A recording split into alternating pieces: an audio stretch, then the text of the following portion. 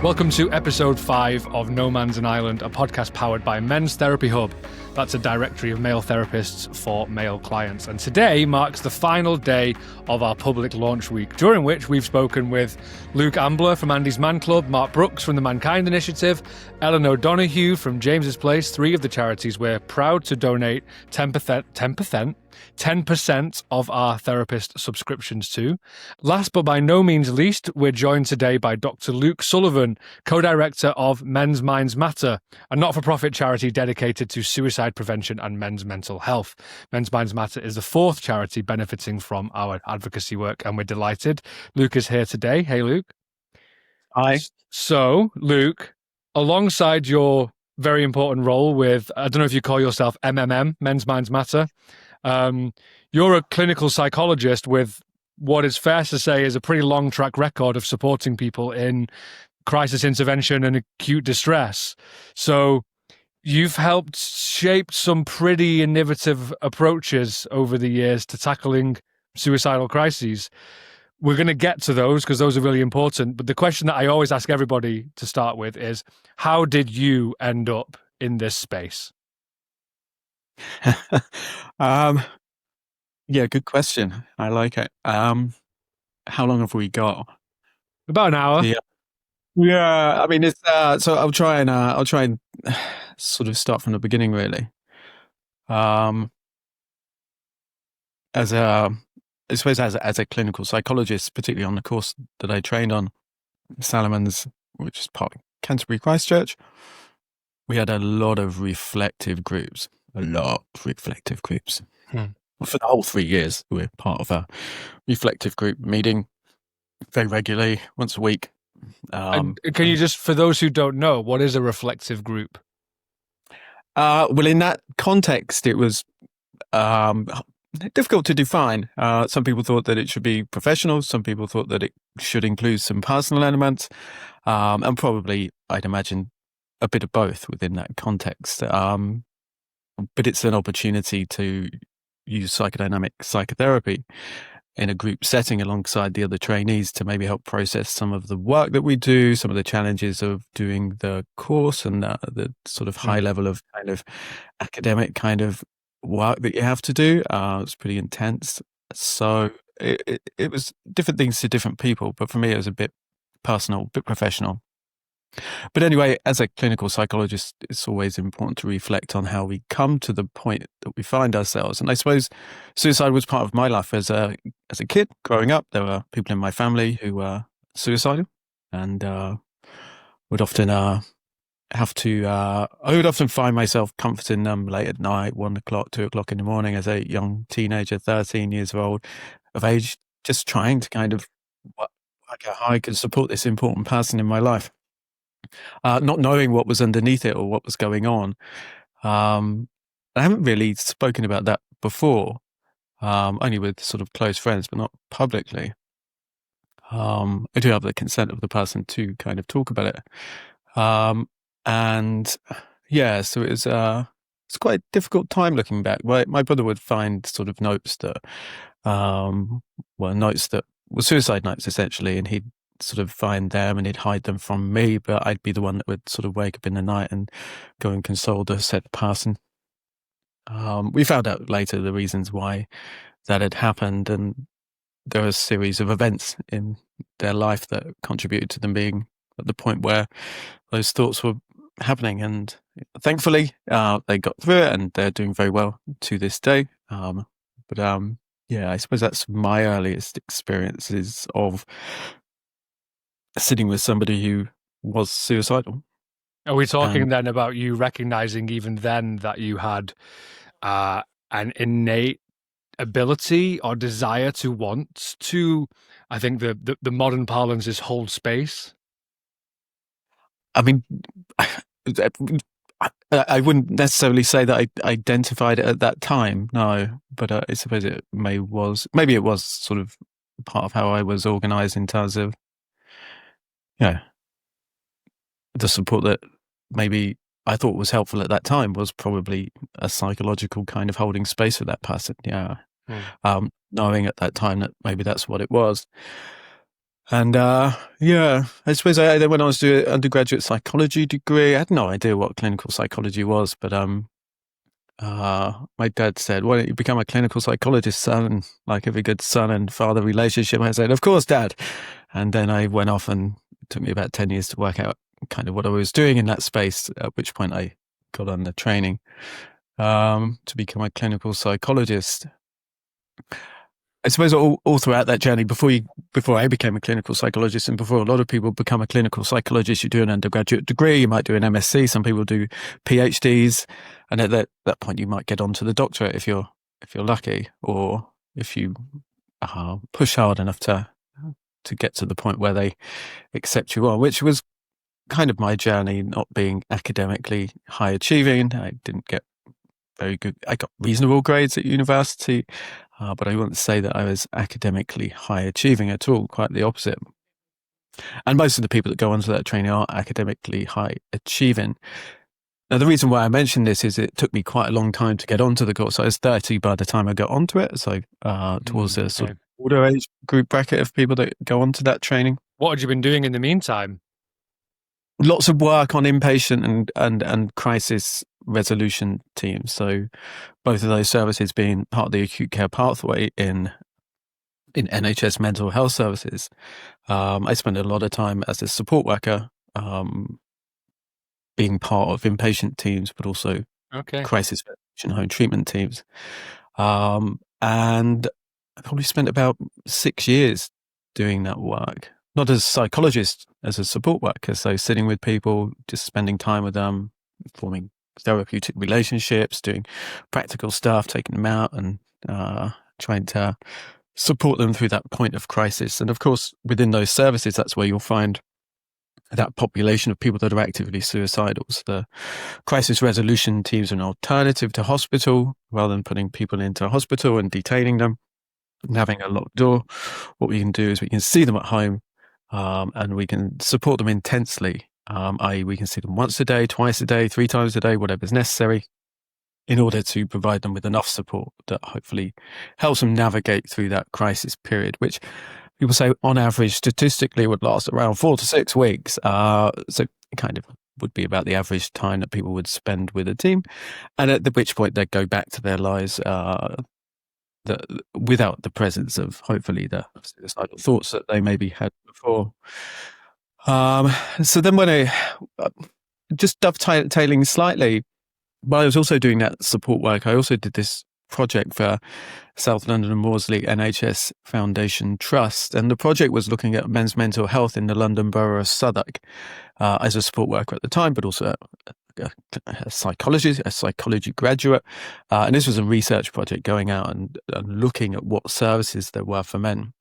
And I really wanted to do this good job, and I wanted to come back with loads of findings and demonstrate to the board that I presented to that I'd been working hard and I'd done all this work. Look how good I am. Thank you. Can I get a pat on the back, please? And so I feel good about myself. And I did. I put together this huge document. It's kind of so many pages in it. And it was pointless. Dawned on me years afterwards that it's pointless. All I needed to turn up with was maybe a piece of paper that kind of summarized. They said men need help. Well, just to say that there is no help for men. Right. Okay. There are no services for men. There are services, but there are no services that specifically speak to men. The only services that you will find are the criminal justice system. That's kind of 90% kind of men. Homeless services, 90% men on average. Street sleepers in London, 70% on average across the UK. And then addiction services. Exactly, drug and alcohol services, yeah. So there are those services, but again, they're not specifically designed for men. They kind of do seem to sort of be used more by men, and there are reasons why that might be that are gender specific. Sure. But in terms of services that were there specifically for men, there's nothing. There's no research on men. There's no interest. There's nobody interested in men's mental health. And what year was this? Just to give us an idea. 2004. Okay, so 21 years ago, you were well ahead. I made a joke in one of our earlier episodes where Mark Brooks described me as Mark Brooks described me as something to my colleague Will, who then reflected back that Mark described me as an OG in the men's space because I've been doing this for 10, 11 years, but you've been Hmm. doing this 20 years. 20 years, yes. And Thanks you for were that. doing it way before it was cool. Way before it was, I don't know, it felt pretty cool at that time. And I suppose as a researcher with that kind of head on, when you find an empty, or finding an empty space for me was, it's like a unicorn. Right. It doesn't really exist. So it naturally attracts me when I find something where there isn't much happening. I see that there's potential to actually do something quite interesting. And that equates to the suicide intervention space as well, which I'll come to shortly. But I really enjoyed that project, and I could have turned up and done less work and just basically said there wasn't anything, thanks. And everyone would be like, oh, great. What there was a really interesting statistic, or not just statistics, but a really interesting mental health statistic, of which nobody was paying any attention to. And you can probably guess what that statistic is. It's 75% of all suicides are men. What? 75%? Okay, well, somebody must be looking at that issue. Oh, no? No. What? I mean, there was one guy that I found, a really lovely guy, David Wilkins from the Men's Health Forum, an absolute, forefather of thinking around men's issues in the UK, really working hard to start to think around kind of what was happening within that population. He did some lovely reports like Untold Problems from the Men's Health Forum, and I kind of attached myself to him a little bit and sort of followed him around and volunteered for anything that he was doing, and sort of got to know him very well. Which introduced me to some other people that were maybe starting to think around these issues, and you can count them on one hand, Mark Brooks being one of the people that was sort of around at that time, Jane Powell from the Calm, and some other people that were quite important in really bringing kind of men's issues to the fore in the UK. So finding that statistic, doing that research project, finding that there was nobody looking at this global health epidemic of suicide and suicide in men, the question is, well, why? And I've always just been curious about why. Why is there this absence of kind of interest in this glaringly obvious and really concerning statistic? I could never understand well, I do understand, but at that time it was hard to comprehend how nobody was paying attention to it. And of course, at that time, there was no national suicide prevention policy. That didn't come out until 2013, I think, 2013, 2011. And there was nobody really thinking about suicide. And suicide itself was seen as a symptom of mental illness. Mental illness is a mediator of suicide, so it may or may not increase the risk within somebody that's suicidal, but it's not a causal factor. It's a mediator factor. It slightly elevate the risk in some disorders, not in all disorders. So, most people that are depressed don't have thoughts of suicide and they don't kill themselves. Depression and suicide are almost synonymous with each other, but actually they're not. There are some elements of depression that potentially kind of elevate the risk, but that's not what's happening. And mental illness it's not a useful model for conceptualizing suicidality, unless, of course, you then kind of categorize suicidal ideation as a diagnosis itself. If you do that, then it changes things because you're actually thinking about it as a construct in its own right, but slightly kind of, I mean, this is where my thinking's at currently. But I'll sort of not get into that point. So doing this work with people that are actively suicidal, finding a statistic about men, becoming interested in the psychology of men and boys, that was kind of everything that people would be going to at that point, trying to find out kind of how maybe there was something I could do in this space. And fast forward anyway to my clinical psychology training. As part of that, you're doing clinical placements. So you're working with people face to face, applying psychological science to try and relieve their distress within services, primarily the NHS and mental health services. But you also have to do a major research project. And we were told that, you should get involved with established research networks and join on somebody else's project. So I tried to do that. And then I was kind of like, I don't really want to do that. I want to do something in men. Hmm. So I did. I did a major research project in men's attitudes towards seeking psychological help based on a number of factors, which are attachment, sort of fear of anxiety within its intimate relationships, and alexithymia, which you may have heard of. The time is 1:24 p.m. Thanks for that. There we go. Just a reminder. So yes, so I did that research project, and interestingly, when I tried to find a supervisor that would supervise me in a research project in men's mental health, it was very hard to find anybody that was interested. But I found a lovely person, June Brown from the IOP, and did that research project. It still informs a lot of my thinking around how I think about men to this day. Then I qualified sort of post the financial collapse. So when I came out of university, there weren't many jobs. And I wasn't kind of leaning towards working in inpatient services and crisis teams at that point. But it turns out after applying for a few jobs and not getting them, I ended up getting a job in Tottenham with Barnet Enfield and Haringey Mental Health Services.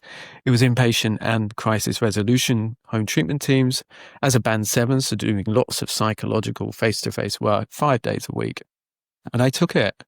And it was really intense because the recommendations are that you don't have a newly qualified clinical psychologist in that service because a lot of the work is indirect. It's supporting teams. It's doing quite advanced psychological work that isn't necessarily seeing people face to face. But I just got my teeth into it and started to go out and see people. So I'd see up to 2, 3, 4 people a day in Tottenham, cycling around, doing loads of miles. I'd cycle up there from Peckham, super fit, really enjoying myself. I'd just be out just going to people's houses and seeing all these people that were suicidal. And I did that for many, many years. I don't think there's anybody within crisis teams that could say that they'd had that experience. There may be, and if there is, I'd love to talk to them because I'd love to get our heads together and start to think about this issue because, hey, well, wouldn't that be amazing? But I don't think there's anybody that's had that experience. And over time, what seemed to happen is that I started doing the same thing with everybody that I would see, no matter whether or not they had a diagnosed mental illness or not. Lots of people in those services don't. Didn't matter how complex they were, i.e. if they came from sort of very complex childhood trauma histories or whether they were just presenting because something had happened recently.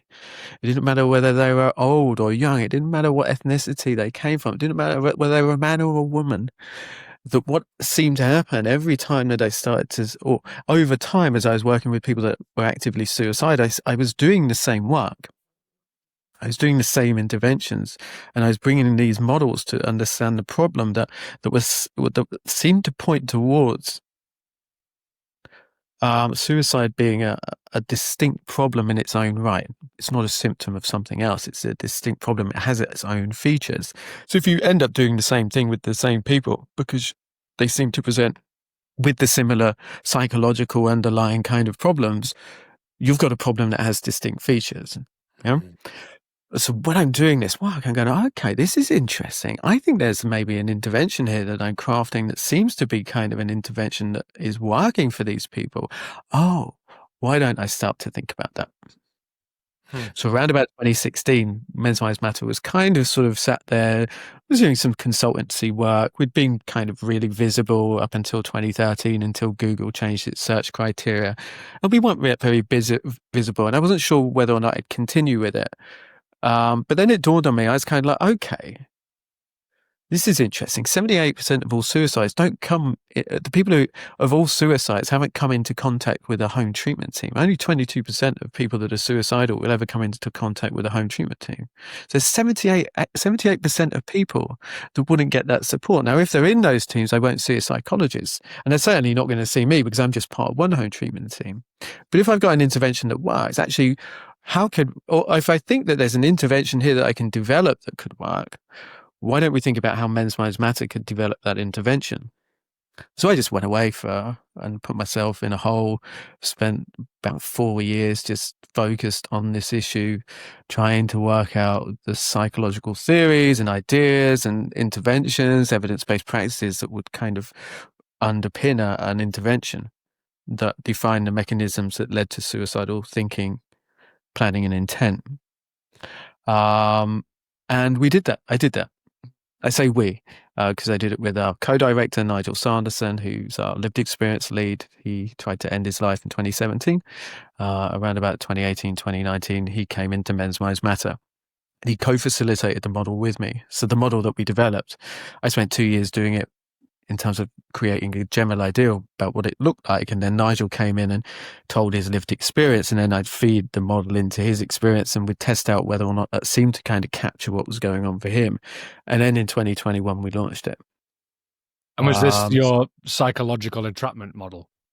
Yeah, so the Men's Minds Matter model of psychological entrapment and suicidal crises. The fancy name for it, yeah, okay.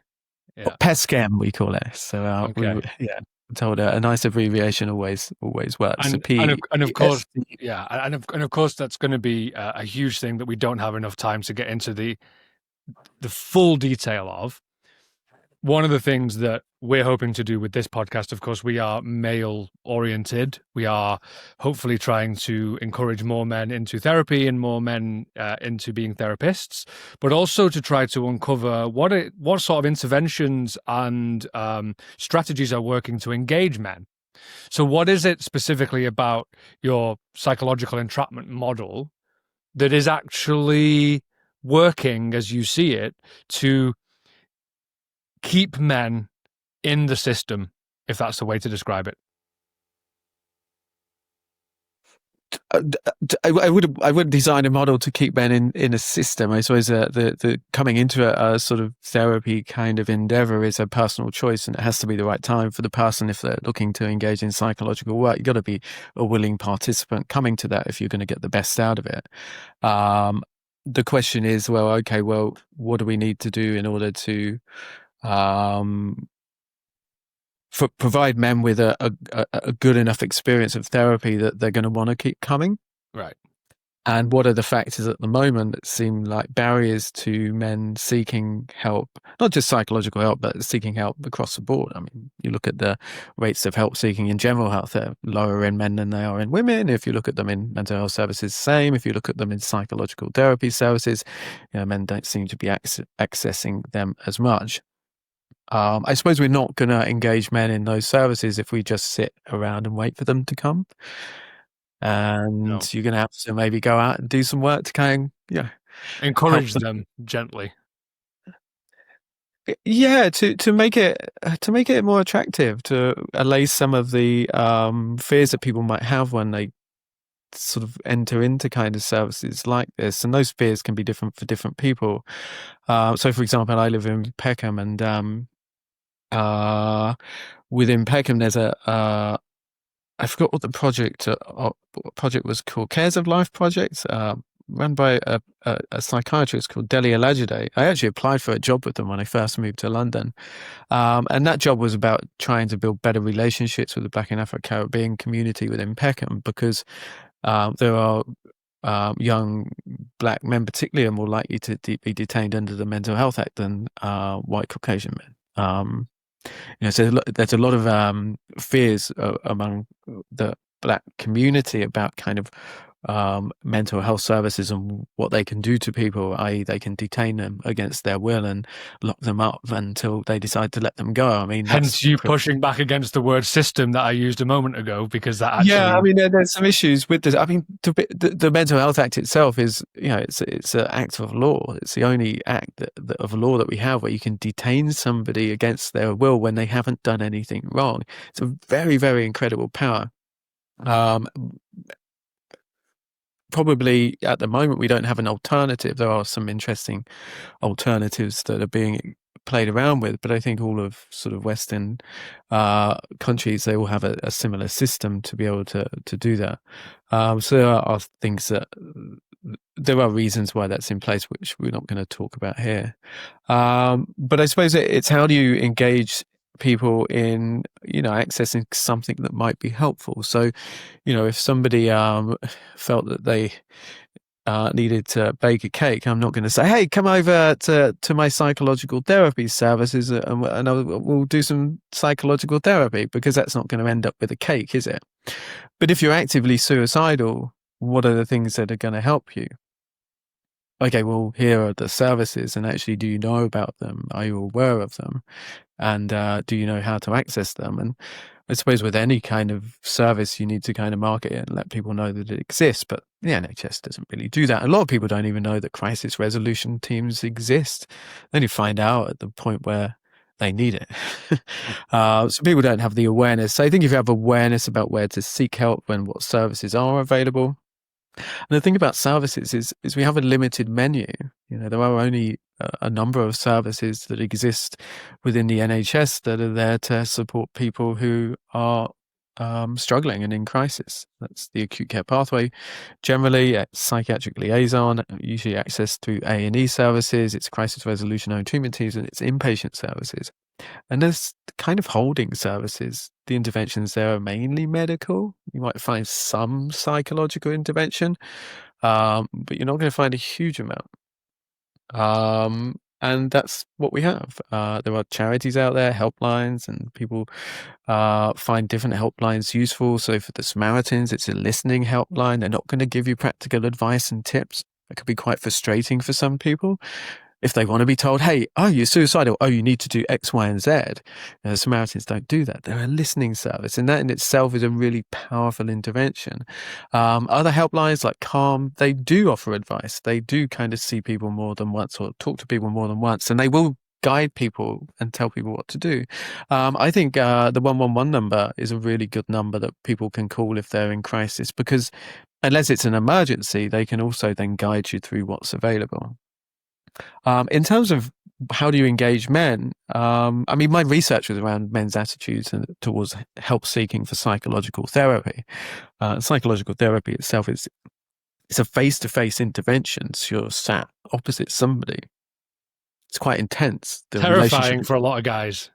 Quite an intimate relationship. Yeah.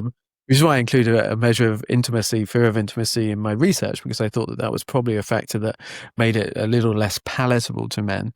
And then this idea that men are of alexithymia. So alexithymia is characterized as a disorder in which somebody struggles to identify and then communicate how they feel. People might imagine that might be something that men struggle more with. Interestingly, within the literature, it doesn't actually point in that direction that men are more alexithymic on average than women. No, I once spoke to Ronald Levant, who came up with the terminology normalized male alexithymia, because actually the clinical condition isn't gendered in any way, but normalized alexithymia for men makes a lot more sense. I mean, you can create something else that captures kind of what you're looking for. I suppose the danger is are you looking for something and then creating something because you're looking for it? But I think we can probably all agree that there is a different kind of relationship to emotional experience that exists on average, between men and women. I think men are from Mars and women are from Venus, from the 1970s, was it? I think. I mean, it pointed toward these differences between these two binary kind of groups. And of course, gender's maybe a little bit more colorful than that now. But if we'll stick with the two binary groups for the purpose of this conversation, that these ideas have been around, and actually, I think we can probably all agree that maybe there is something going on for men when it comes to emotions that's quite important to think about, particularly when you're thinking around psychological therapy, because psychological therapy is all about healing the pain of emotional distress, from my perspective. So we're going to be working with emotions. So you've got this intense, intimate relationship, of which men struggle more within intense, intimate relationships, in my opinion. There is research to back that up and things that would point in that direction. There is a pathway of development, interestingly, that would account for that being the case. And interestingly, what bonds people together in terms of their relationships and increasing a depth in relationships is emotion. So actually, if you're not able to communicate emotion, you don't really kind of tune into your emotions or see them as useful or use them for what they're there for, which is actually to guide you through your life, you're going to then end up with relationships that aren't as deeply connected as they might otherwise be. Hence why at the age of 30, you see a drop-off in men's close relationships, and they end up being much more alone than they might have been actually if they had that skill. Yeah, I wrote something not so long ago about the difference between the perception of male loneliness often being that men are physically isolated, when actually most male loneliness is not physical isolation, it is an emotional isolation. You know, I don't have anybody to talk to about the challenges and the depth of my soul. Yeah, nobody gets me. So that's the difference. So social isolation is about numbers, about kind of whether or not you have any people in your life that you connect with, and the emotional isolation, you can be emotionally isolated with 1,000 friends because they don't really know you because you haven't communicated all of you. And you're not telling people actually about what lies beneath and some of the struggles that you have. You know, if you think of masculinity then and kind of, you know, stoicism and this idea that men kind of hold a lot of kind of weight and responsibility, they're protectors, providers, they're all of these things that kind of, you know, a lot of us struggle to kind of reach. If you think of all those factors, there is sort of then a sort of culture that we have that guides men in that direction. And that's been kind of forged over, you know, many decades and centuries that have shaped kind of how we think about ourselves as men and how other people think about men. They can all change, you know. Masculinity is a construct, so it's a social construct. We can change the construct, and at Men's Minds Matter, that's really kind of one of the things that I've always wanted to do, is actually start to kind of get some leverage that does change the ideas that we hold about kind of what we want to be as men, so that we can craft a new kind of future. That's happened in the women's movement for over a century, you know, and look at the amazing achievements that have come from the women's movement. You know, young girls and women are doing fabulous stuff now. You know, they're outperforming boys on many measures. And why is that? Because they've done the work. It's not because there's a conspiracy or a neglect of men and boys. And if there is a neglect of men and boys, it's come from us men. We've neglected to pay attention to our own gender. And there's lots of things that point towards men and boys not having it easy. I mean, you go back to kind of the world wars, you know, and any war in history, you look at the thousands and millions of men that have been sacrificed to protect others. You know, that's not easy. That's not having it easy.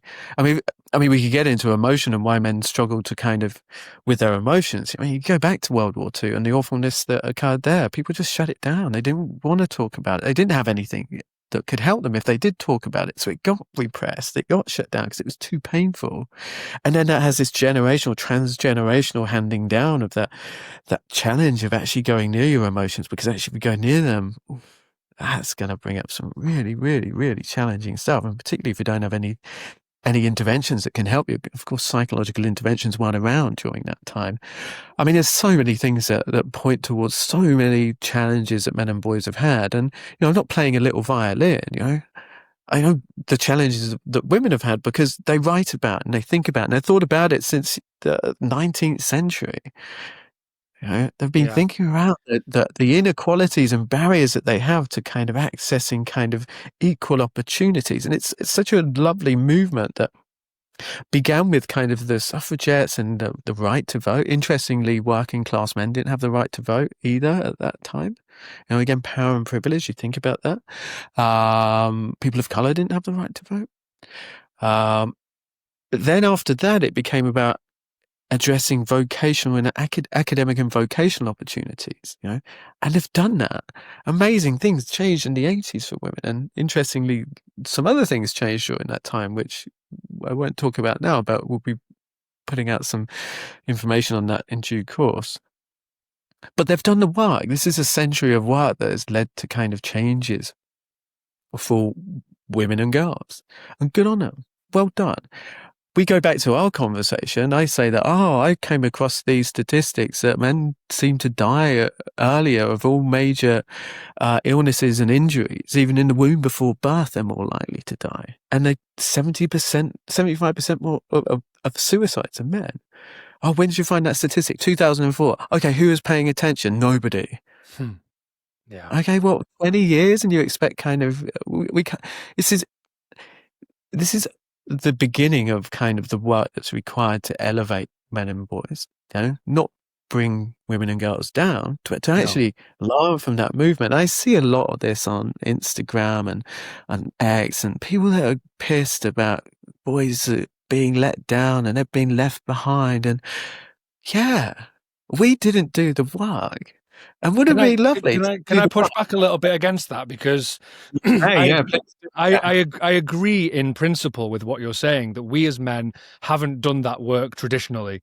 And Right. years ago, I spoke about the women's movement, and it's like, we need to learn from that as men, because they collaborate, they think about these things. Like, yes, the more I've worked with men and the more I understand the kind of male, and you touched on it there, you touched on generational trauma.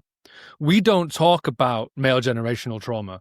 We don't think about the legacy of not just world wars, but all wars, right? For thousands of years. And you also said that women have been talking about and thinking about these things since the late 1800s. And yes, they have. However, because of the socialization of men and the socialization of women, women are socialized to empathize.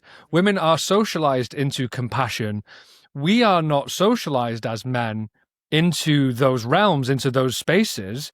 So, like I say to my clients sometimes, like, I'm going to give you a trombone and I'm going to ask you to play a jazz solo. Are you going to feel ashamed and embarrassed when you can't do it? Well, no, because no one's ever taught you how.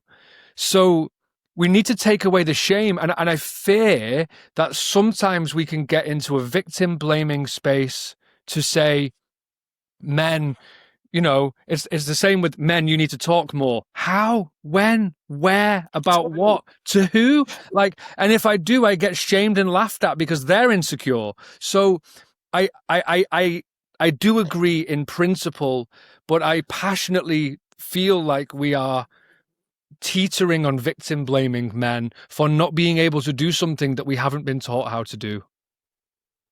I mean, yeah. I mean, I checked out of the online space and conversations around about 2011 because, I mean, it's the conversations were just so difficult to have a reasonable kind of dialogue with anyone. You had these opposing kind of positions. You had, people that were really apologetic for all of the terrible things that men have done and were kind of, staunchly alongside feminists. And you got these other men that were kind of, oh, we're not apologizing for anything. We haven't done anything. Oh, it's not me. And it's kind of like, yeah, I mean, it's early days, when you raise initially when we raise something, it's always hard to hear something that's challenging to hear. But I think within the messaging, there's things that we maybe need to be kind of thinking around. And I think it's important for us to kind of be able to kind of listen and take that in and not assume that people are right. I mean, that would be ridiculous. But to actually not assume that we know either. And I think anybody that claims that they know what we need to do in order to address all the issues and that men and boys face, they're kind of maybe a little bit ahead of themselves because we haven't really kind of fully understood exactly kind of what it is that might contribute to kind of the struggles that men and boys have. And that's a lot of work. It requires people to go away and identify what the issues is. And there's a lot of kind of health inequality. It's stuff around emotions, it's stuff around loneliness, it's stuff around kind of addictions. There's lots of things that men seem to struggle with. And we do know a lot more about kind of some of the reasons why that might be, but we've got so much more to learn. I mean, my position is a position of not knowing. I always assume that kind of there's always stuff that I can learn. I never assume that I know what I'm talking about, even though I probably do know what I'm talking about because I've been thinking about it for such a long time. And clearly you do. And it's been great already in this conversation to me be challenged, and that's great. But one of the things that I say sometimes to clients is the more I learn about the human mind and the more I learn about men's mental health, the less I realize I know. Yeah, I know. Isn't that wonderful? And as I say, when I discovered that there was nothing in this space as a researcher, as a psychologist, I'm going, oh, hold on a minute, I'm going in there. This is great. Kind of, I can find out loads of stuff, and it's going to be really helpful and of value to kind of all sorts of people in the future. So yeah, I mean, I just get curious, and I'm just ever increasingly curious because it's a personal journey too, right? I am a man. And I have to think about these issues and how they relate to me. And then I have to think about them in the context that I find themselves and the men in my life and their different kind of experiences and ideas and beliefs. And I've got good friends in my life that just come to things from a completely different perspective to me, and I don't kind of shut them down. I don't want to not hear their stories. I want to kind of understand kind of their positions and where they come from. And I think what's happened as we've kind of raised men's issues is that, it's always stirred up very strong emotions in people. When you talk about men struggling, it doesn't land that well because that's not how we've thought about men. If you look back through all kind of literature and kind of film and children's books, men are the villains. They are the perpetrators of wrongdoing. So that shame and guilt runs deep. It's kind of something that we learn. Yeah. And they have a bad energy. And there's all sorts of things that happen along the way that also push that kind of narrative. And you look at expulsions in schools and boys being far more likely to be expelled from school. And punished Why? more harshly for the same And punished because their expression infraction. of their distress is through anger, and anger is not an allowable emotion. You get the criminal justice system, you get punitive responses. So you can see how that involvement with the criminal justice system happens from a very early age because boys get angry. You can't do that. You are punished. We can't handle you, so get out. Even though anger is the only acceptable emotion that we've been told to have as men for generations. Yeah. It's so confusing for young men. I understand the confusion. It's more trauma heaped on kind of young boys who are coming from places where they're already probably going through something traumatic. Yeah. And we're not tuning into it, and we struggle with that stuff. And there's no blame here for schools or for teachers for not being able to do that because. Sorry, I'll just pause. Can we pause? Yeah. There's no blame here for. I'll come back to that one.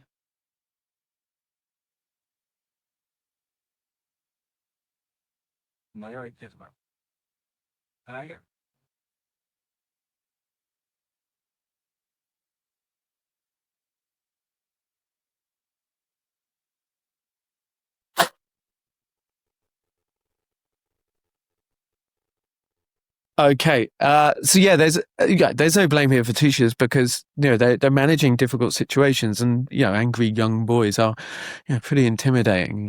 Where I can remember, they can be very intimidating. So it's very difficult for teachers and systems to really manage that stuff. But we could do much better, and we could be more compassionate towards men and boys, to young boys in those situations, as we could be more compassionate towards men. But that's hard to do because if we're not good at compassion, even as men, we struggle to give it to our fellow men, right? And you're right. We need to be able to develop those skills. And I think when somebody points out that you might struggle in a particular area with a particular skill, we do feel a little bit embarrassed and lacking in knowledge. And it does feel kind of a bit hard to think that we might need to do some work in an area when we thought that actually we're doing okay. Or maybe we don't want to. So a lot of men don't really value emotions. They don't see them as a strength. No. And in fact, they see them as a weakness. That would be the more common narrative. So again, one of these barriers to kind of getting men into psychological work or thinking around the emotion is actually, why would I even bother doing that? Because emotions are terrible. Why would you want them? I mean, there's a lot of work to do to educate people around actually what emotions are and what they're there for.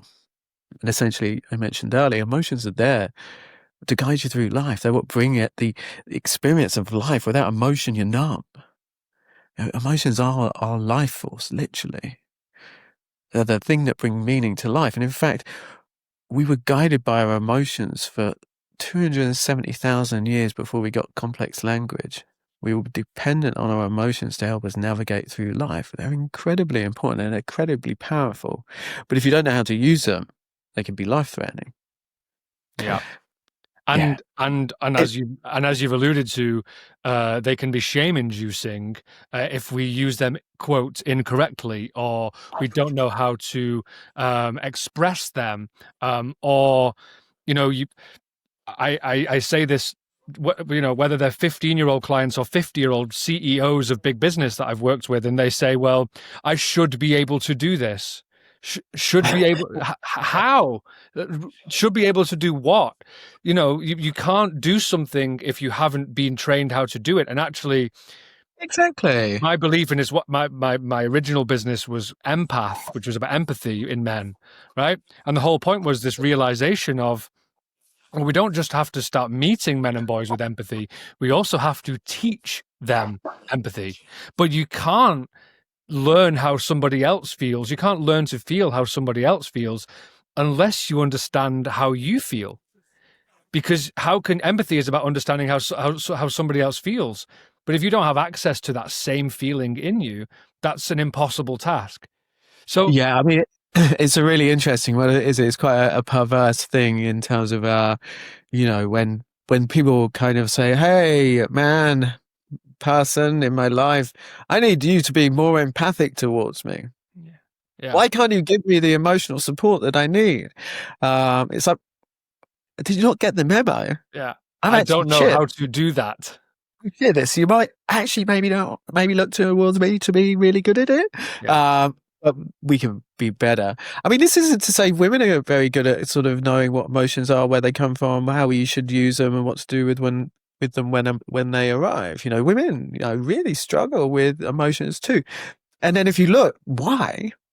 And I always do this. I'm a very emotion-focused therapist because it's part of the model that I use for thinking around people that are suicidal, models of emotion. But also, I generally kind of see that as essentially what we're trying to kind of work with within therapy is the relieving of distress at an emotional level. So I'm big on emotions. Now, interestingly, when I started to look at emotions, I realized that all the researchers that were interested in emotions didn't really agree on what emotions were. And they actually weren't really sure exactly what we were talking about when we were talking about emotions. Actually, they're quite complicated. It's a complex pathway. It's a bidirectional pathway between the body and the brain that creates a number and range of experiences that sort of come together in the brain as emotions, but within the body, they're more feelings based from my perspective. But interestingly, people weren't really interested in. There wasn't a universal understanding or agreement on what emotions were, and you have different ways of thinking around emotions. Now, I'm a clinical psychologist.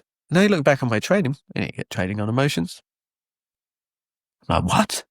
Yeah, about what each individual Oh, emotion actually is and how it feels and how it imagine, operates and how it can be processed and expressed. Yeah. imagine I've that, and I've how just had and that how, realization about my training right now. Yeah. exactly. So when you look at it, and again, when I always assume that I don't know, and if I don't know, then I'm going to be inspired to try and kind of find out. And by doing that, then you uncover all sorts of things that actually it may not be as it appears. And actually, when I talk to people in therapy and I ask them, or even professionals, I ask them what emotions are, very few people can define what emotions are for me, or even feelings.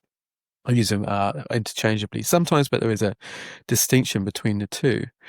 Now that's really interesting because, hey, most people haven't done a psychology degree, and most people haven't done a therapeutic training. And even if they did, they're probably not going to find out about emotions, and they certainly didn't get any teaching along the way. So Right. how can we expect anybody to be any good at this? Now, I would say that 95% of the population aren't very emotionally literate, and that's men and women. Women have a bit more of an accessibility to emotions, but they also struggle in different ways. They have many struggles, but the struggles look different. They're also much more relationally bonded. They have more close relationships. And that's because they are a little bit more tuned into emotion. But actually, there's a lot of relational stuff that occurs within the world of women that's way more complex than the world of men. It's a different set of problems that on average look slightly different, that are linked to kind of gender and sort of that gendered process. But very interesting. People just don't know what emotions are. So I think you're right. It can be exposing when we have to recognize that we might have an area in which there's a limitation. But, an area for limitation is an area for growth. And wouldn't it be great Yeah. if we can grow? And actually, from my perspective, with this world of suicide, because emotions are so core to that experience, if we can, because people aren't really taught anything around emotions, I think just a little bit could make a big difference. But actually, if they had the whole package, oh, what would that do? Now, I think there's a lot of potential here. So when I see something and it doesn't seem to be a lot happening, I'm like, oh, there's some real potential here, some real potential to do some really interesting stuff. If we can understand what these things are, we can use them to our benefit. And emotions are really, really key. As I say, they're the life force, that they're the thing that bring energy to life, and they're there to guide us through life. If they're causing you problems, your relationship with them needs to change, and you need to do something about that. And that's cool, because actually, if you learn how to use them, actually you end up with another strength that, alongside kind of a more rational thinking mind, you can bring those two together and end up with wisdom. Yeah. It's very powerful to be able to tune in with emotions. But actually, if they get overwhelming, if they get to a point where they're so uncomfortable and you can't get any relief from them, you're in trouble. And lots of people fall into the traps that the human mind can trap us in, that contribute to all sorts of mental illnesses or psychological difficulties, as I like to call them. You talked there about the kind of possibility for growth, and of course, as a therapist, it would be remiss of me to disagree with that in any way. Of course, that is kind of the work that I try to do with my clients, is to encourage them in. I know this is hard right now. However, what we sometimes, I think, don't utilize enough. You talked earlier about gender being a construct, and we could probably do an entire podcast episode about that. However, what we do know is that within the kind of masculine socialization, and by masculine, I don't mean male, something like 70% of men globally identify as masculine. So it's a very high number.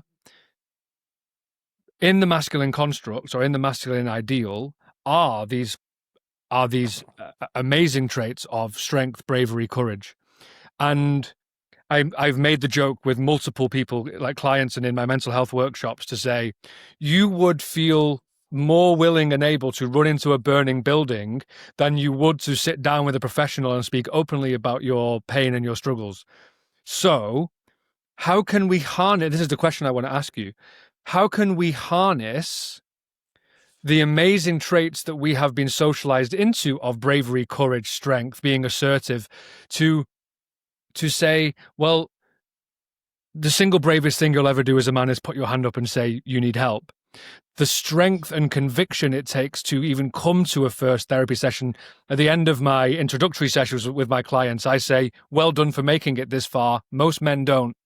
Like, I'm playing on that, like, competitive spirit that men have. Like, it has taken you immense courage to come here. And I think that's something that we're really missing out on when it comes to engaging men in this work. Yeah, I mean, it sort of rebrands the experience, doesn't it? I mean, I think therapy itself, certainly kind of where I am, is certainly people are much more open to it now than they used to be, and actually see it as a tool not just for addressing problems, but also for sort of human growth more generally, about how can you kind of iron out some of the struggles that you might have had over the years without necessarily having a period of depression or anxiety. How can I kind of maximize myself psychologically, that I can take away some of the burden that I might experience through overthinking, for example. There's all sorts of things that therapy can do that isn't necessarily just about addressing problems. It's actually more positive psychology, about enhancing people's effectiveness, potentially. And I think that is somewhat more attractive than just thinking that I have to go along and bear everything, or find out something that I don't know about myself, in which somebody tells me that actually I was right all along, and actually there's something terribly wrong. And I think that's the fear that most people have, is that they go along in their therapist, be like, okay, we need to talk about something. Yeah. You are broken. Like, yeah. Well, yes, yeah. You're going to unravel into 1,000 pieces and disintegrate before my eyes. That kind of sort of idea. Mental health and mental illness isn't about that. This idea of kind of, when often people have a fear of going mad, they have these ideas of madness, of kind of like losing their mind and it never coming back, and running around the streets going, whoa, whoa, whoa, whoa, whoa, and everybody kind of pointing at them. And they just kind of lost it, completely lost it. And they've lost it forever. I have never, ever seen that in a presentation in all of my years of working in mental health services. That is not what it's about. But people have these great fears about what it might uncover.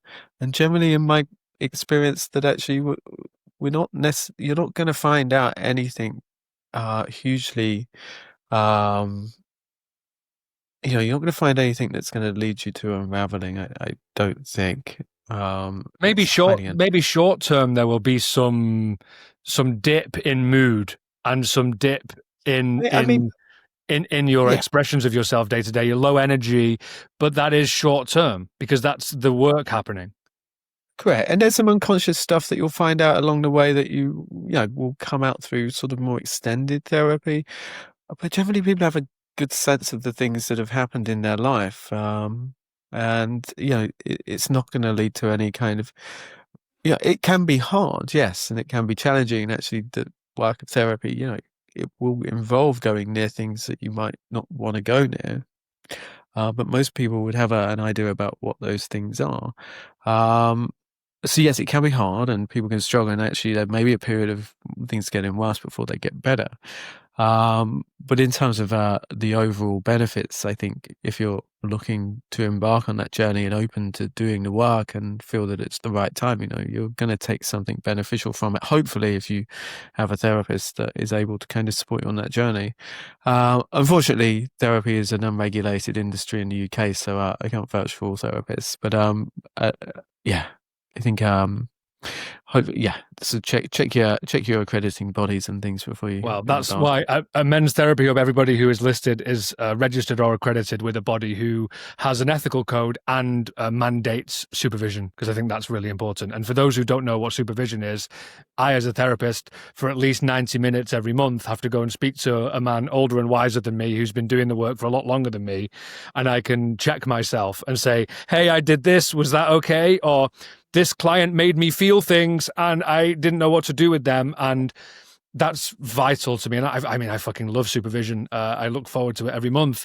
I think that the lack of regulation is a problem, but I think that we do. I think with that model, at least we hold ourselves accountable as therapists. Yeah. I think that's where BetterHelp got into trouble, wasn't it? They didn't quite understand the regulatory landscape of the UK, and I've heard they're quite litigious, so I'm not going to say anything about BetterHelp. But I would recommend using other. I would recommend using other services.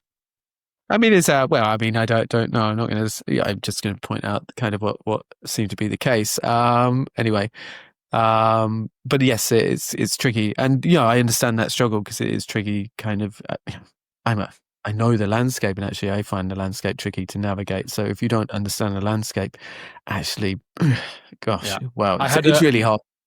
I had someone message me yesterday to say they've just booked a therapist through Men's Therapy Hub, and he said that, thank you for creating this site. And I said, well, what was it about it that was particularly helpful? And he said, well, you only allow therapists to choose 5 specialisms.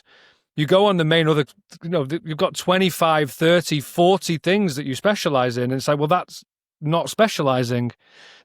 So I think it can be overwhelming. And I think anything that sort of helps people on that journey is really helpful, because it's such a hard process to find the right person anyway. Yeah. And then when you've got this background of kind of sort of unregulated kind of people operating in a system, it's really hard, and some people have terrible experiences, and that's really sad. Some of my clients have had really bad ones. I want to because you have a lot to say on this, and I could talk to you for multiple hours, because I'm very much not trying all the time not to be somebody who thinks they know what they're talking about, and you have been doing this work for a long time, and I'm very grateful that you have. So I want to run a kind of theory past you that I have, and also then with a big ending question, which is, rightly, there has been pointed out in the medical profession, the kind of physiological medical profession, that women were treated as men without penises. The women's bodies were the same as men's, just without penises. And that's absurd on many ways. And it's been pointed out more recently how I think there was a study into like uterine cancer drug that was tested on men, which is just bonkers. Therapy was designed by a load of old white blokes mainly to pathologize the issues with, quote, domestic female problems. Male problems were more, you're tired from working too much. I'm generalizing slightly, but are we, there's 20% of therapists are male, less than a third of therapy clients are male. Are we feeling the repercussions, again, semi-self-inflicted from the male side of things, of saying that men's minds, as you would say, men's minds are the same as female and therefore need the same interventions, and men in therapy need to be treated the same as women, because my staunchly held belief is that that is not true, that very many men need very specific tailored services for them. And so I would like first of all, your take on that. Is that a reasonable consideration? Yes, a lot of research has been done on men, but it's never been done on men where it's seen men as the point of analysis. What it's seen is men are the norm against which all other categories are then compared. Yeah. So anything that deviates from the norm is unusual. So men would just be seen as normal rather than unusual. And that's a double-edged sword. Is yes, kind of, lots of research was done on men, but it was never gender sensitive. But what it also did is it categorized men as normal. Hence, you didn't actually look at the problems that they have. So it's a massive failure in actually addressing the issues that men have had, because you said that they didn't. And actually, of course they do. Of course they're going to have issues. We're human. Yeah. Now, going to this idea of kind of the human mind, is your mind is the same as my mind. It has the same parts to it. Those parts do the same thing. We all have arms. We all have legs. We all have hands and fingers. Not everybody. There are people that do have parts of the brain that are missing. That's generally abnormal. It's generally maybe due to a brain injury or some kind of defect at birth. But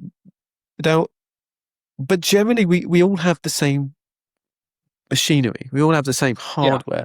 Yeah. Our brains are the same. Men and women's brains have the same parts. They do the same things. All those things do different things. Now, what happens is, as we grow and we experience stuff, is that our brains develop kind of strengths in certain areas and maybe are more limited in other areas. So we all have areas in which we have strengths, and we all have areas in which we have limitations.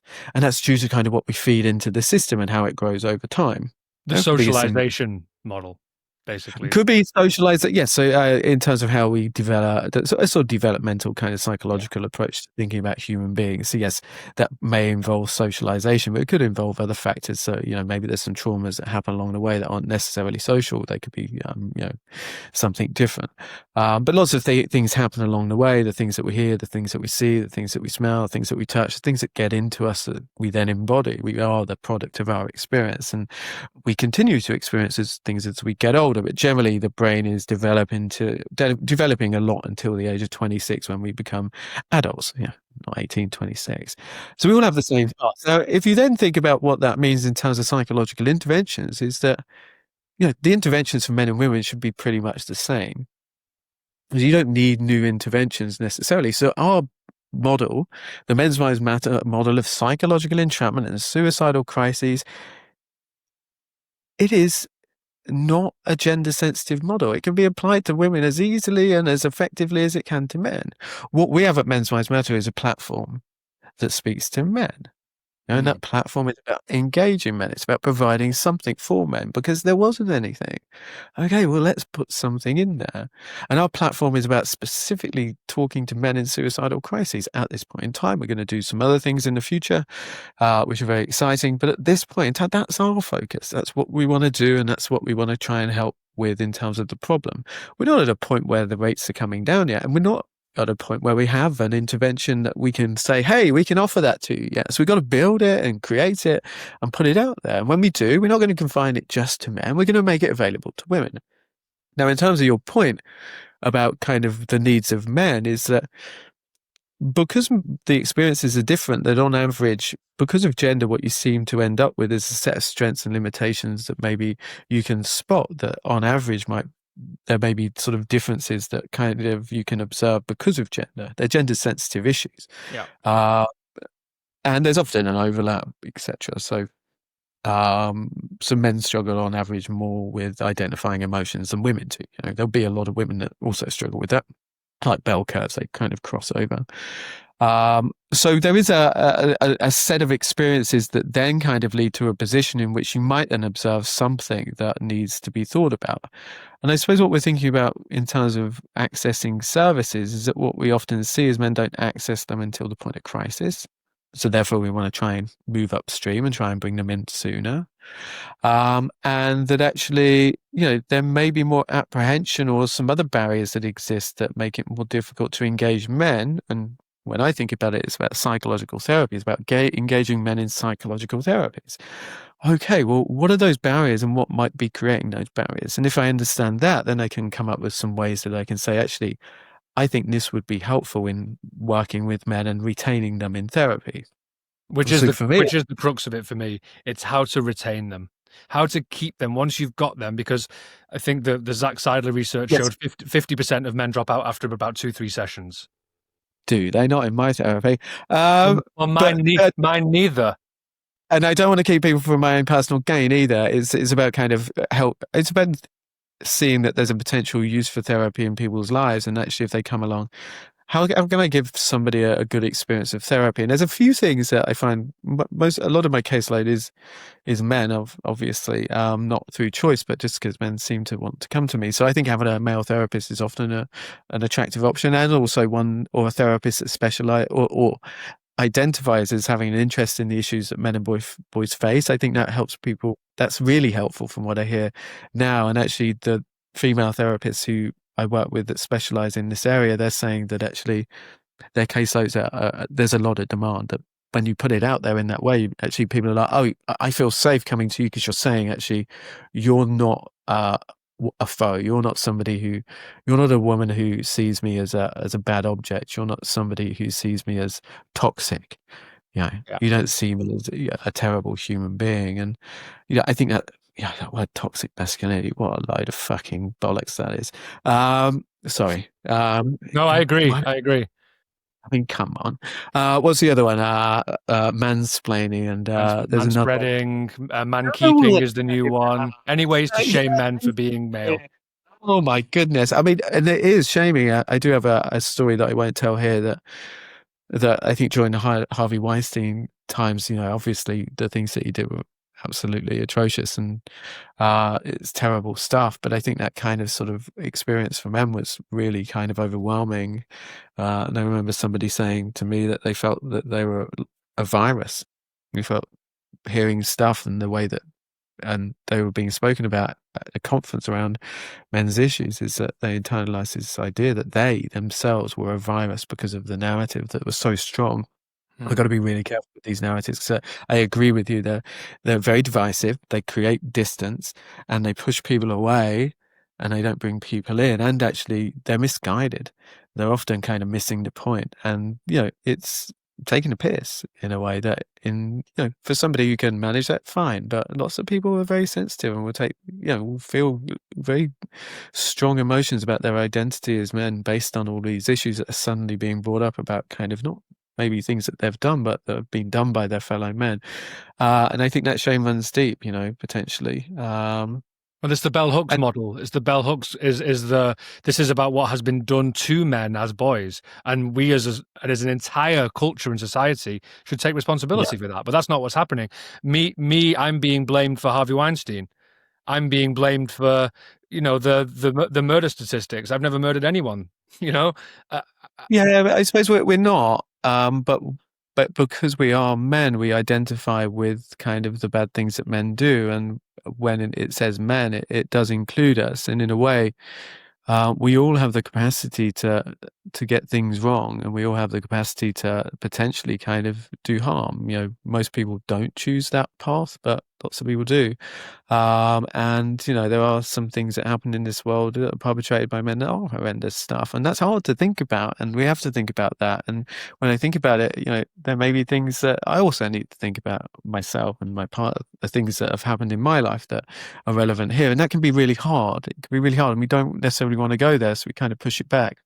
And I think that pushback is maybe not all that helpful, and getting angry about it isn't helpful. But I think that the delivery of kind of the message is also kind of really kind of not very good. But we can be much better at this, and I think we will get much better about it as it becomes more easier to kind of listen and hear and communicate and show and do the work. I think that will happen over time naturally. But it's been quite a challenging experience talking around the issues that men and boys face since I found the issues in 2004. Other people found them too, but talking about them, I'd always get very strong responses and reactions to me just raising these things, and that's been the case since the beginning. But it is getting better, and we are more open as a society to thinking around these issues. And I think there's a general appreciation that it's a good thing to do this work now. It never used to be. It used to be kind of, no, can't do that, privileged and blah blah blah.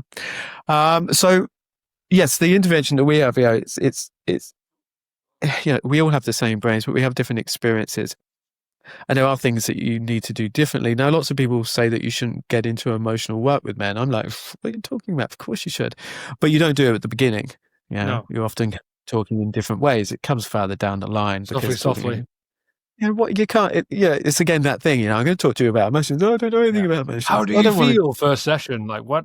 Yeah, that kind of stuff. But it's about, we have a motto at Men's Minds Matter. Our motto is we meet men where they are. You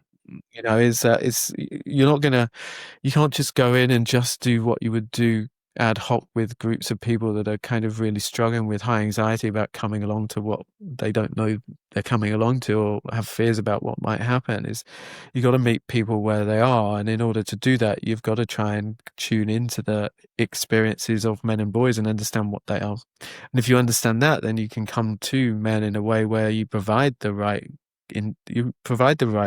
framework to hold them when they come to therapy.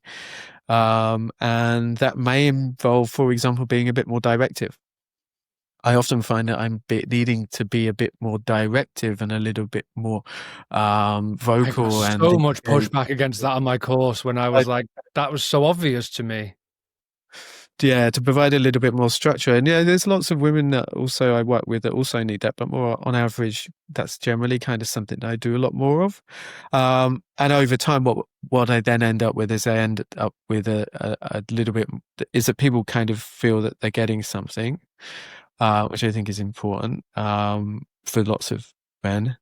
But also over time, we end up being able to then naturally sort of evolve into kind of other sort of ways of kind of holding the space, which may involve, periods of kind of not filling it so that we can see what arises. So more psychodynamic kind of approaches, which don't necessarily involve being direct or putting anything into the space at all. It's more, no.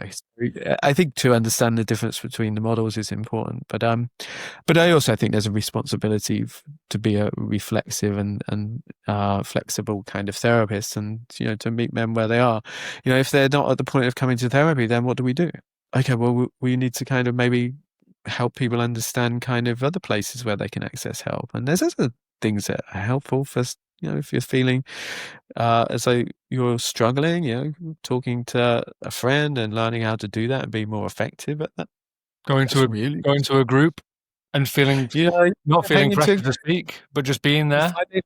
Finding a sports group, finding a new hobby, kind of getting out and about, doing some self-help, kind of reading stuff, or finding something else that feels kind of useful, or finding a community where you can belong, or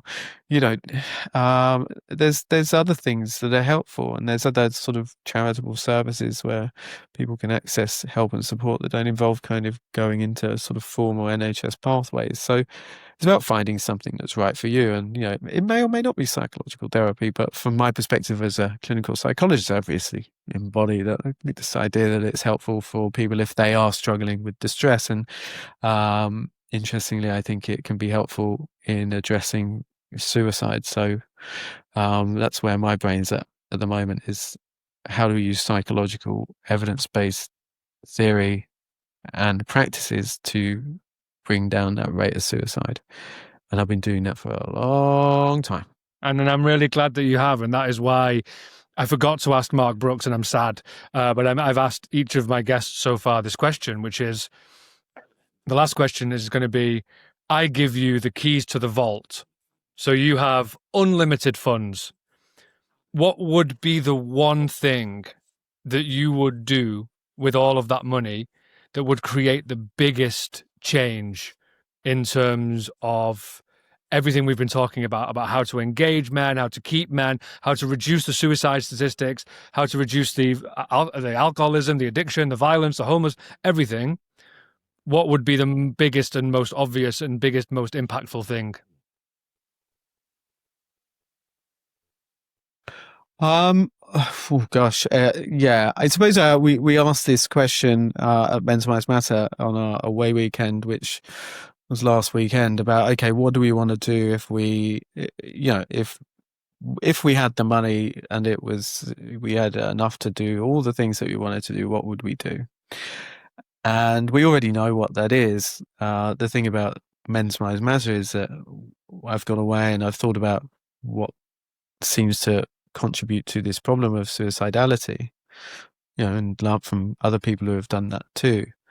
But I've then taken my clinical kind of experience of working with people and applying it in practice to create something that is an intervention that we can deliver to people. And I know how to deliver that. And I know how to get to the point where we can make that accessible to anybody that is in a crisis. And that's going to take time. We didn't have funding. Men's Minds Matter has been around since 2009. We didn't get any funding until 2022. It was all self-funded. Wow. It was done in my own time. It was all kind of, I did do some consultancy work along the way. So I got a little bit of money, but I also just put that back into the CIC. So, it existed for a long time doing things that were, we didn't have any money, but, we've done incredible things without money. Imagine what we could do if actually we did have investment behind us. And we did get investment from the David Riddle Trust, which allowed us to bring in a fundraiser. So our foundation is different now. And the reason why we got that is because we told people about what we have and what we want to do. And when we tell people about what we have and what we want to do, they go, oh, okay. Hard to argue against reducing suicide, isn't it? Well, it's about but how. So we have the how. It's like, we want to reduce suicide, but how do you want to do that? And we're like, here you go. And they're like, okay, we can see that actually you have something quite different here. And we're, so we're not a startup. We're what you call a scale up, and we can scale up as fast as financially viable. And we will do that. We'll just do what we can with what we have. But if we had a big chunk of money, we'd just do exactly what we plan to be doing. On a bigger scale. We would grow into a bigger scale, inevitably. And the more you have, the more you can offer, right? And you can only do what you can with what you have. You can't do more than you can't do more if you don't have the resource. And you can try, but you're going to end up messing yourself up and other people too along the way. And within in the work that we do, I'm not doing that with the people that work for Men's Minds Matter. I'm staunchly protective of them because of the whole work they do, and I'm certainly not going to overstretch them and put them in situations where the burden is so great that they end up burning out themselves. That's not the right context for this type of work, because we're working with people that potentially will end their lives. It's serious stuff.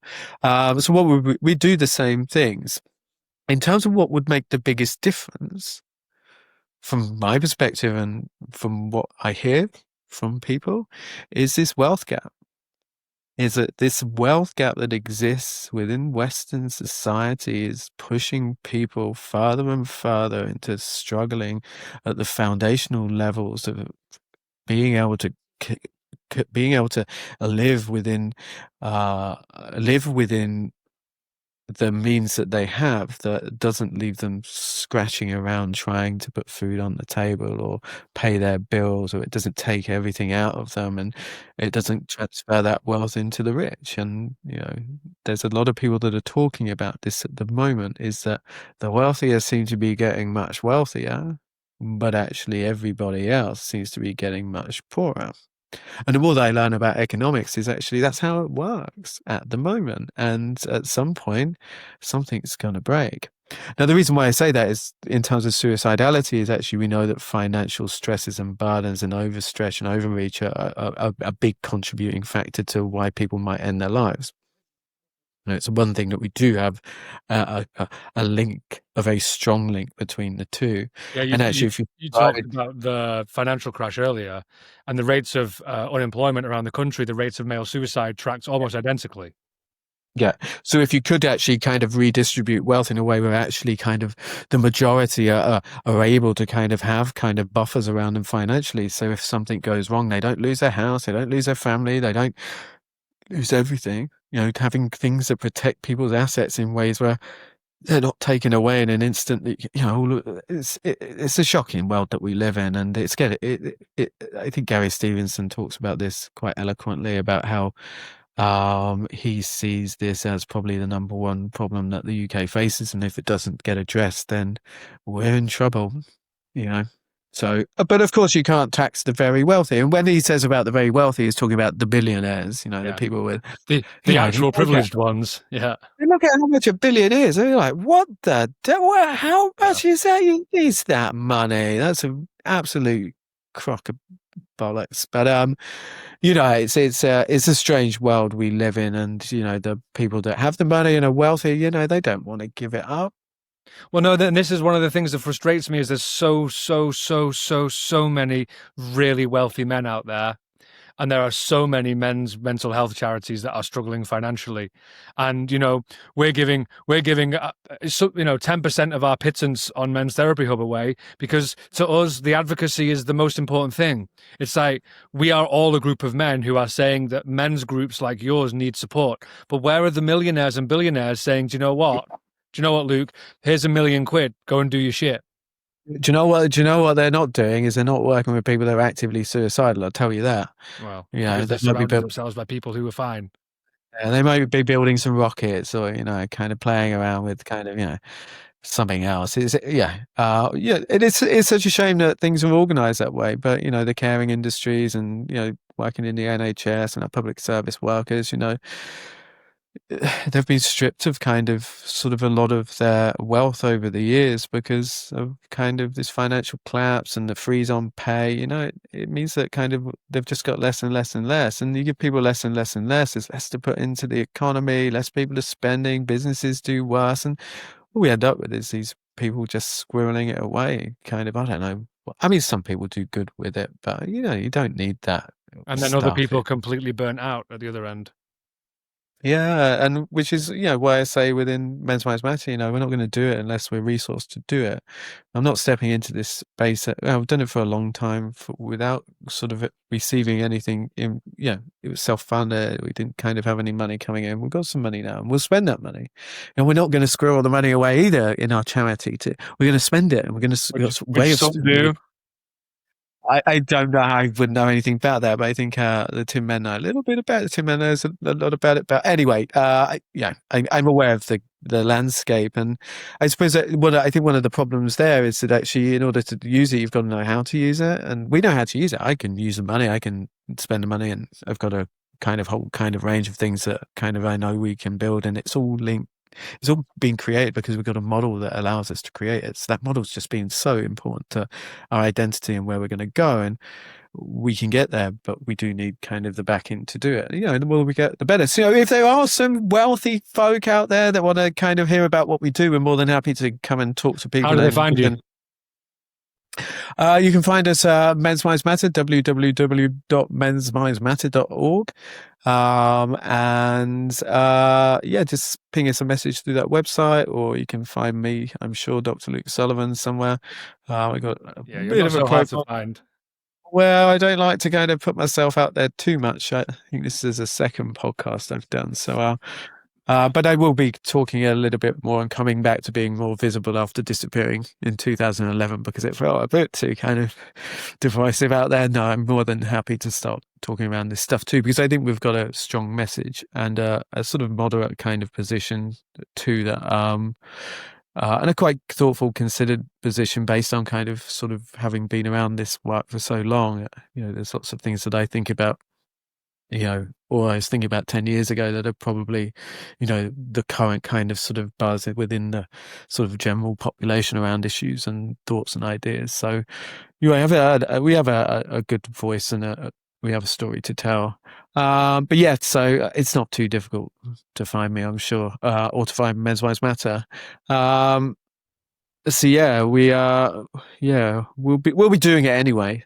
We've said that from the beginning. We're not messing around, and we'll do it regardless. And if we want to get on board with, our cause and our journey, we can certainly kind of, we certainly like to hear from people. We are a community of people who come to the project and get involved. So lots of people that come to us and get in contact, they end up becoming part of our community. And Men's Rights Matter is a community psychology project. So it's not my project. I don't own it. It's the creation of the people that have come to it and added value along the way. And they may come for a day or a week or a moment, or they may stick around for a longer period. And, that's how we've been able to do so many things with so little. We won a drum award with our first ever campaign, which was produced by pro bono for us by Media Bounty and their team there. And a drum award was a really prestigious award within the advertising world. So, to be able to have done that with a first campaign at no cost to the organization because people wanted to do some work and support us, it's incredible what people can do when they come together. So anybody that does sort of give to us, it's not just about money, it's about coming in and using the platform. I always say Men's Rights Matter is a platform for people to contribute to if they want to come and try and address this problem. But if you come, we need you to have some ideas about how you might want to kind of apply your skills and expertise in practice. So yeah. Well, Okay. I'm really happy that you chose to do us as your second podcast.